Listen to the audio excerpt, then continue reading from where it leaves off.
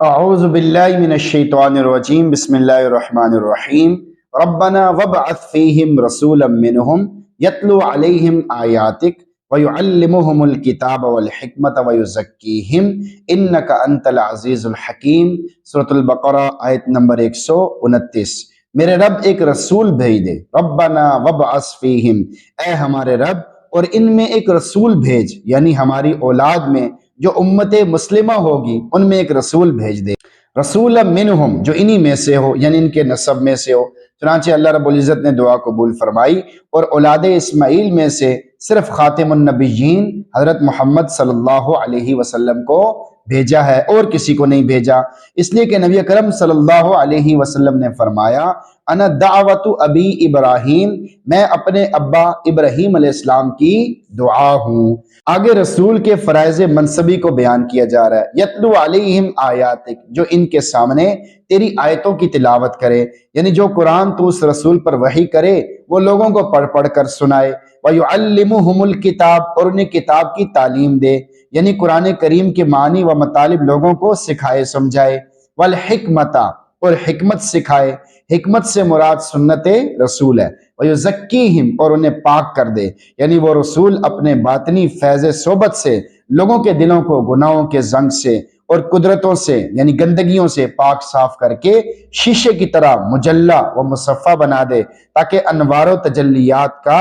عکس قبول کرنے لگے۔ حدیث پاک میں جو العلماء ورثۃ الانبیاء آیا ہے، اس کا صحیح مصداق وہی علماء ربانیین ہیں جو کتاب و سنت کی تعلیم کے ساتھ زنگ آلود نفوس کو سیکل کر کے یعنی صاف کر کے مثل آئینہ کے بنا دیتے ہوں، یعنی لوگوں پر محنت کر کر کے انہیں اللہ سے جوڑتے ہوں۔ عالم میں یہ دو صفات ہونی ضروری ہیں۔ امام ربانی حضرت مجدد الفسانی رحمۃ اللہ علیہ فرماتے ہیں علماء تبلیغ ظاہری کے ساتھ مخصوص ہیں اور صوفیاء تبلیغ باطن کے ساتھ اہتمام کرتے ہیں۔ جو عالم بھی ہو اور صوفی بھی ہو تو وہ کبریت احمر یعنی زیادہ فائدہ مند ہے، اکثیر ہے، وہی ظاہر و باطن کی دعوت و تبلیغ کے شان شیان ہے۔ یعنی ایک ہوتا ہے ظاہر اور ایک ہوتا ہے باطن، ظاہر کو بنانا بھی ضروری ہے اور باطن کو بنانا یہ اس سے بھی زیادہ ضروری ہے، یعنی دل کو بنانا، اور حقیقت میں وہی پیغمبر علیہ وعلی آلہ الصلوۃ والسلام کا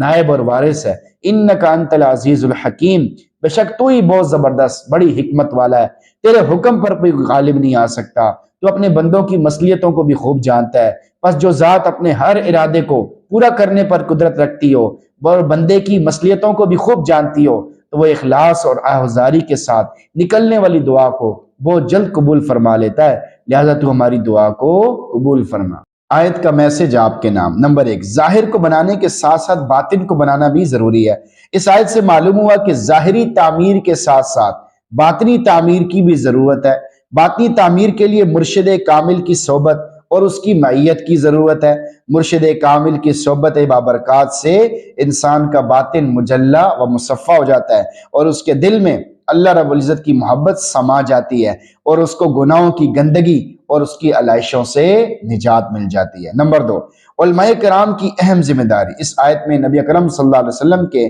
فرائض منصبی میں سے تزکیہ بھی ہے، چنانچہ نبی اکرم صلی اللہ علیہ وسلم اپنی صحبت بابرکات کے ذریعے لوگوں کا تزکیہ فرما دیتے اور ان کے باطن کو تمام تر گندگیوں سے پاک صاف کر دیتے تھے۔ اسی وجہ سے آپ صلی اللہ علیہ وسلم فرماتے ہیں انما بعثت لاتمم مکارم الاخلاق، میں مکارم اخلاق کی تکمیل کے لیے بھیجا ہوں، یعنی اچھے اخلاق کی تکمیل کے لیے بھیجا گیا ہوں۔ سوچنے کی بات ہے کہ جب آپ صلی اللہ علیہ وسلم کا مقصد تزکیہ بھی ہے تو پھر آپ کے ورثاء علماء کرام کو بھی اس میراث میں سے حصہ پانا چاہیے، انہیں بھی لوگوں کے باطن پر محنت کر کے انہیں صاف کرنے کی کوشش کرنی چاہیے، اور یہ تو اسی وقت ہی ہو سکتا ہے جبکہ وہ خود کسی اللہ والے کی صحبت میں رہ کر اپنا تزکیہ کرا چکے ہوں اور سینے کو رذائل سے صاف کرا چکے ہوں۔ لہذا معزز علماء کرام کو اپنا باطن سنوارنے کے لیے انتہائی فکر مندی کی ضرورت ہے، تبھی آپ کی زبان میں تاثیر پیدا ہوگی اور لوگ آپ کے کردار، گفتار، رفتار سے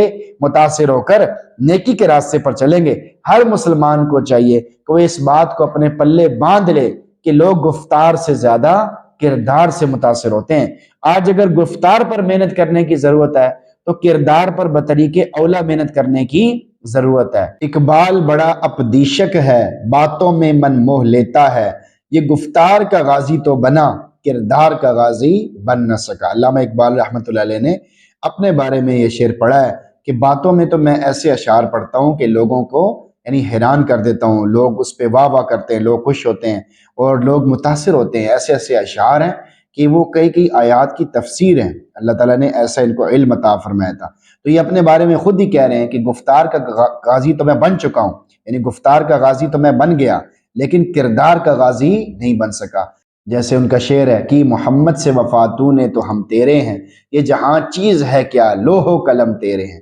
مومن از عزم و توکل قہر است، گر نہ دارت این دو جوہر کافر است۔ مومن اگر اس کے اندر عزم و توکل آ جائے، عزم آ جائے اور توکل آ جائے، وہ قہر ہے، یعنی وہ اپنے ہر کام کو اللہ سے پورا کروا لیتا ہے اور وہ دنیا میں یعنی انقلاب پیدا کر دیتا ہے۔ اور اگر اس کے اندر یہ دونوں جوہر نہیں ہے تو پھر وہ کافر کے برابر ہی ہے، یعنی ہے تو مسلمان لیکن کافر کے ساتھ ہی چل رہا ہے، اسی سے متاثر ہو کے زندگی گزار رہا ہے، یعنی اس کے ہونے سے نہ ہونے سے کوئی فرق نہیں پڑ رہا۔ لیکن جب اس کے اندر عزم اور توکل آ جاتا ہے تو وہ پھر غازی بن جاتا ہے اور وہ پھر ایسے ایسے کام کرتا ہے کہ دنیا حیران رہ جاتی ہے، وہ اپنے کاموں سے انقلاب برپا کر دیتا ہے اگر اس کے اندر عزم و توکل آ جائے۔ اس کے علاوہ اور بھی بہت سارے اشعار ہیں جو قرآن کی آیات اور احادیث کی تفسیر ہیں۔ تو اسی لیے جس طرح